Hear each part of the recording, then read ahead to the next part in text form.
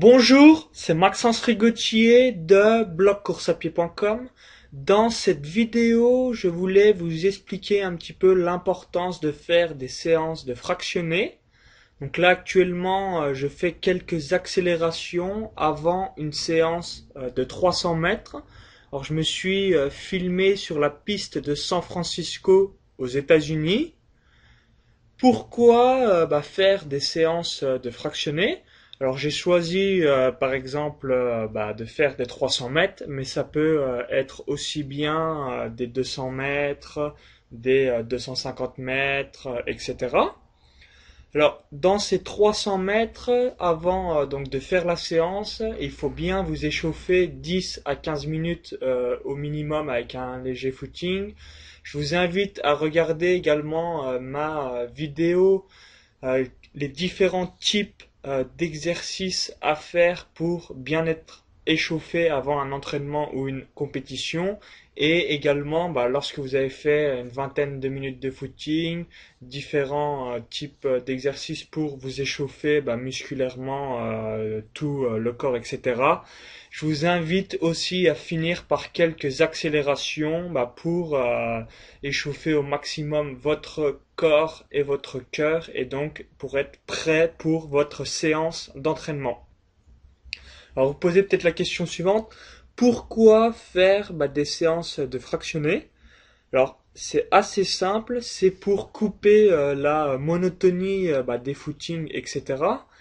Également, lorsque vous allez faire des séances de fractionnés, vous allez pouvoir permettre à votre corps d'enchaîner plusieurs répétitions à un rythme soutenu et régulier, avec une récupération courte. Si vous pouvez par exemple dans les 300 mètres trottiner 100 mètres, enchaîner un 300 mètres, etc., c'est l'idéal. Et si vous ne pouvez pas, vous pouvez marcher.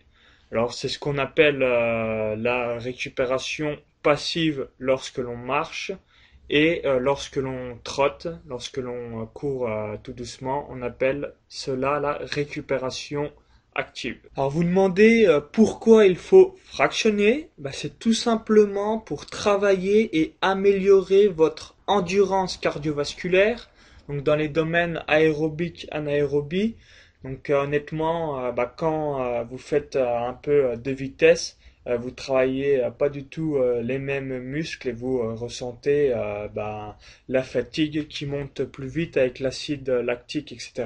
Si vous ne faites pas de vitesse, il est quand même préférable de temps en temps de faire du fractionné pour tout simplement permettre à votre corps de changer de rythme, etc.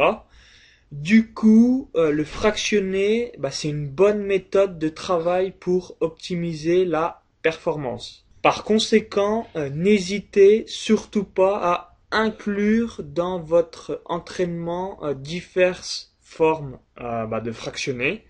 Ça peut être du fractionné en nature, du fractionné sur piste comme je le montre sur la vidéo, et en alternant tout cela, ça va vraiment vous permettre de progresser. Aussi, une chose très importante, le fractionné, même des 300 mètres, ce n'est pas forcément du sprint où il faut être à fond, à bloc, au max. Vous pouvez courir de manière très très rapide, tout en étant relâché, comme moi je l'ai fait dans mes 300 mètres. J'étais absolument pas en sprint, parce que je pense que je n'aurais pas pu enchaîner différents 300 mètres lors de ma séance si j'étais vraiment à fond. Donc vraiment, fractionner n'égale pas sprint, mais l'idéal c'est toujours de mettre un rythme très très soutenu, et en fonction de votre programme d'entraînement, etc., vous pouvez soit faire en sprint, soit à 95% de vos possibilités, etc. Mais ce n'est pas forcément du sprint.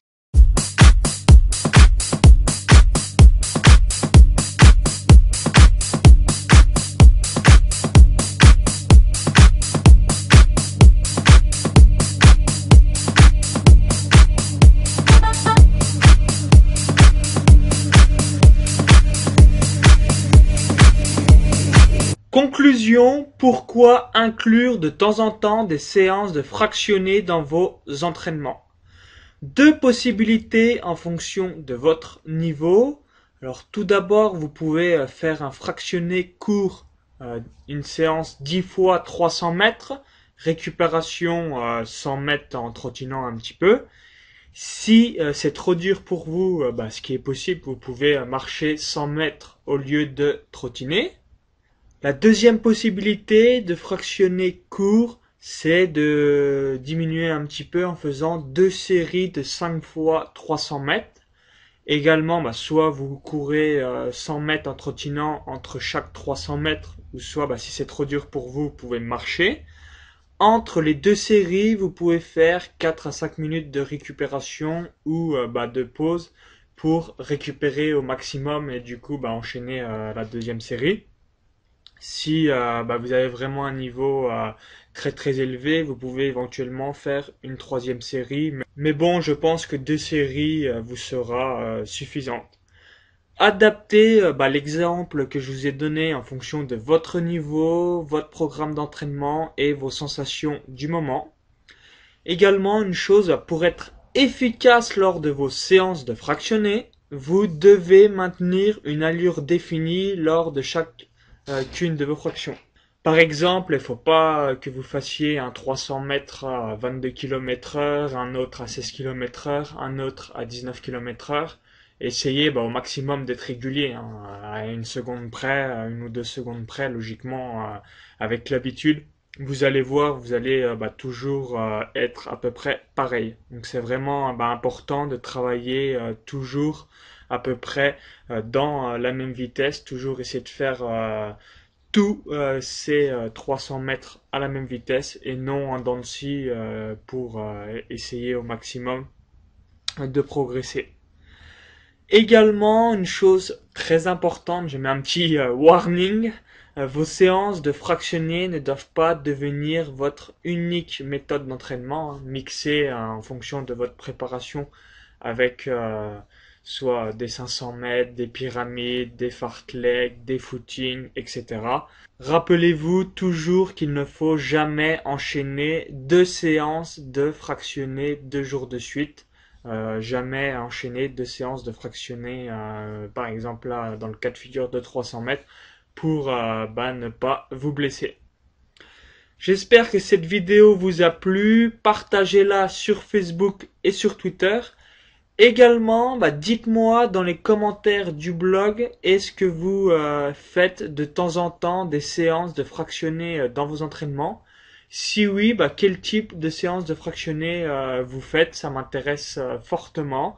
Donc merci de laisser dans les commentaires du blog vos types de séances de fractionnés que vous faites. Je vous dis à très vite pour de nouvelles interviews des meilleurs athlètes français. C'était Maxence Rigotier du blog courseapied.com.